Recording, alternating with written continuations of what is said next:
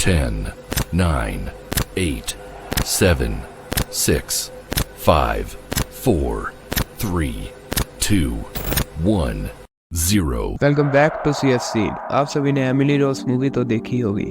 Movie एक true horror story पर based है। ये ट्रू स्टोरी एक फिक्शनल हॉरर मूवी से भी ड्रामनी थी। Emily Rose movie Anneliese Michel की ट्रू हॉरर स्टोरी पर बेस्ड है। एनालाइज मिशेल बावरिया के छोटे से टाउन क्लिंजनबर्ग वेस्ट जर्मनी में रहती थी। एनालाइज मिशेल की फैमिली अपने धर्म में बहुत विश्वास रखती थी। एनालाइज के फादर का नाम जोसेफ था। वो एक 100 मिल ऑपरेटर थे। एक दिन वो प्रीस्ट बनने का सोचते हैं। 1948 में जब एनालाइज की मदर एना एक नाजायज बच्ची को जन्म देती है, ये बहुत शर्मनाक था। जब एना और जोसेफ की शादी हुई, एना को फोर्स किया गया था ब्लैक वेल पहनने को उनकी सेरेमनी वाले दिन पर। उसी पॉइंट से एना ठान लेती है वो और उसकी फैमिली उनके और दूसरों के पापों का पश्चाताप करेगी। और ऐसी फैमिली में 1952 में एनालाइज मिशेल का जन्म हुआ। बड़े होने तक तो एनालाइज बाकियों की ही तरह थी, पर वो कुछ ज़्यादा ही धार्मिक थी और अपनी फैमिली की पापों की सज़ा अपने आप को देती थी। एनालाइज का ज़्यादातर समय घर में प्रार्थना करने में ही जाता था।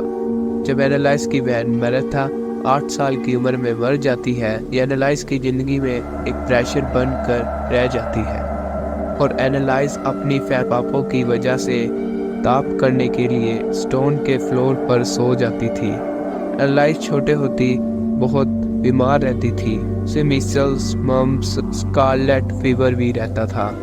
इन सब के कारण एनालाइज को फिजिकल और साइकोलॉजिकल बीमारियां बड़े होकर सहनी पड़ी। क्या सच में एनालाइज मिशेल पोजेस थी? एनालाइज मिशेल को 16 साल की उम्र में ब्लैकआउट्स एक्सपीरियंस हो रहे थे।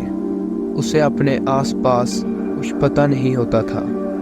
उसे अपनी लाइफ का एम भी नहीं पता था और वो 16 साल की उम्र तक अपने बेड को गीला करती थी। उसे 17 साल की उम्र होने पर पता चला उसे ग्रैंड मल सेजर है।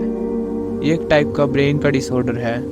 इसके बाद उसे प्रेयर के समय एविल हेलुसिनेशंस दिखना शुरू हो जाती है।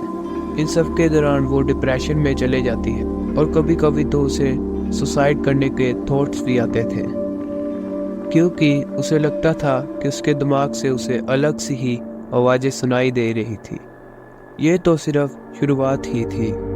As per the telegraph, analyse एक दिन में 600 टाइम जेनोफेक्शन करती थी। जेनोफेक्शन एक तरह का पोज है जिसमें अपनी नी को बेंड कर कर जमीन पर लगाना होता है। इसी वजह से एनालाइज के नी के लिगामेंट डैमेज हो जाते हैं और फिर वो एक टेबल के नीचे छिप कर लगातार 2 दिनों तक भोगती रही। वो स्पाइडर्स और बर्ड्स के हेड को खा जाती थी, घंटों तक चलाती ही रहती थी। उसकी फैमिली उसे आगे के टेस्ट के लिए हॉस्पिटल ले जाना चाहती थी, बट एनालाइज कह रही थी कि उस एक्सोर्सिज्म शुरू करवाओ। 2 फेयर रिक्वेस्ट के बाद तीसरी रिक्वेस्ट बिशप जोसेफ स्टेंगले को की गई और वो मान गई। This is for today guys. Second part जल्द ही आ जाए।